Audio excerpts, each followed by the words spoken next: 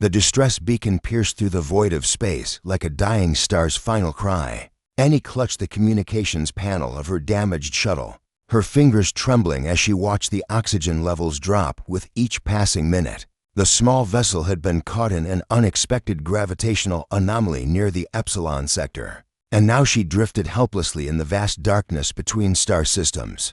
Far from any known trade routes or colonies, this is Shuttle Delta 79. Annie transmitted for what felt like the 100th time, her voice barely above a whisper. Life support failing. Requesting immediate assistance. Please anyone. She had been a courier, carrying sensitive diplomatic data between the Galactic Council stations. It was supposed to be a routine run, nothing more than a 3-day journey through well-mapped space. But the anomaly had torn her ship from its trajectory, damaging her engines beyond repair and leaving her stranded in a region of space that most civilizations avoided. The dead zone, they called it.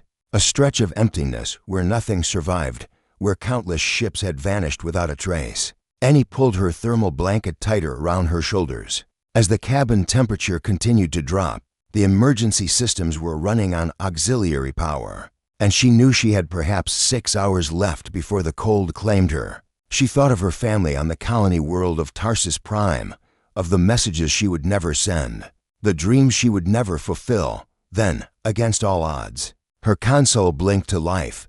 Delta 79, this is Captain Massey of the UHNS Valiant. We've received your distress signal. Transmit your coordinates. Help is on the way. Annie's heart leaped. The voice was calm, authoritative, and unmistakably human. But that couldn't be right. Human ships never ventured this far into the dead zone. The Terran Federation was known for many things: their military prowess, their technological innovation, their stubborn determination, but recklessness wasn't one of them. Yet here was a human warship, responding to her call without a moment's hesitation. UHNS Valiant. This is Delta 79, Annie replied, her voice cracking with emotion. Coordinates transmitted. I have approximately 6 hours of life support remaining. Captain, you're in the dead zone. It's not safe here. There was a pause, and then Massey's voice returned, tinged with what almost sounded like amusement. We're aware of our location, Delta 79, and we're aware of the risks. The Valiant doesn't leave people behind. Hold tight. We'll reach you in for hours. For hours. Annie felt tears streaming down her face. She wasn't going to die alone in the dark after all. True to his word, Captain Massey brought the Valiant alongside her crippled shuttle exactly 4 hours later. Through her viewport, Annie watched in awe as the massive warship materialized from the blackness, its hull adorned with the distinctive blue and silver colors of the United Human Navy. It was a Sentinel-class battlecruiser, bristling with weapons arrays and shield emitters, a vessel designed for war, but now serving as her salvation. The rescue was executed with military precision.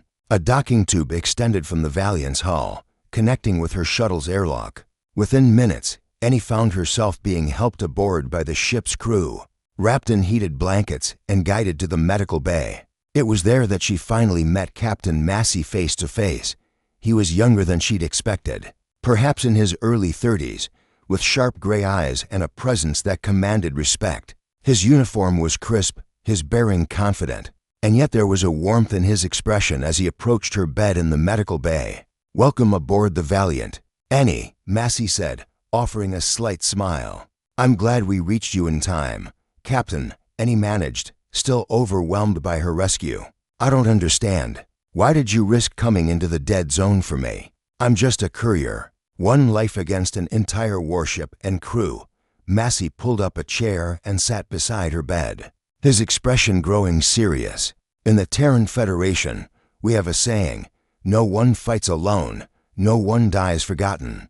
It doesn't matter if you're a soldier, a diplomat, or a courier. When someone calls for help, we answer. That's what separates us from the darkness out here. Annie learned over the following days that the Valiant had been on a deep space patrol mission. When they detected her distress signal, Massey had made the decision immediately to divert course.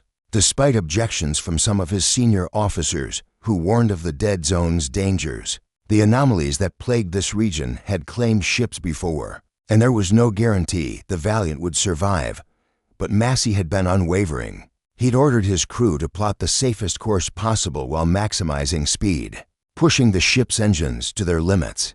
He'd stationed extra personnel at the sensor rays to watch for gravitational anomalies. He'd prepared rescue teams and had the medical bay ready for any condition. He'd done everything possible to ensure both Annie's survival and the safety of his crew. As the Valiant made its way out of the dead zone and toward the nearest Federation station, Annie spent time with Massey on the bridge. She watched him command his ship with a combination of tactical brilliance and genuine care for his crew. He knew each officer by name, understood their strengths and concerns, and led not through fear but through earned respect. "You could have ignored my signal," Annie said quietly one evening as they stood before the observation window, watching the stars streak past. "Most ships would have. The risk was too great." Massey shook his head. "The day we start calculating the worth of a life against the inconvenience of saving it is the day we lose our humanity, Annie. Yes, there was risk, but there's always risk in doing the right thing. That's what makes it worth doing." When they finally reached Federation Station Omega-3, Annie's shuttle was transferred to the station's repair facilities, and arrangements were made for her to complete her courier mission. As she prepared to disembark from the Valiant, Massey met her at the airlock one final time. "Thank you, Captain," Annie said, her voice thick with emotion. "You saved my life." Massey clasped her hand firmly. "You would have done the same for any of us, I think. That's the universe I want to live in, one where we respond without hesitation when someone needs help." As Annie watched the Valiant depart the station, resuming its patrol of the dark frontiers, she understood something profound. In the vast, uncaring expanse of space, humanity had chosen to be a light in the darkness, not through conquest or dominion, but through the simple, powerful act of caring for others.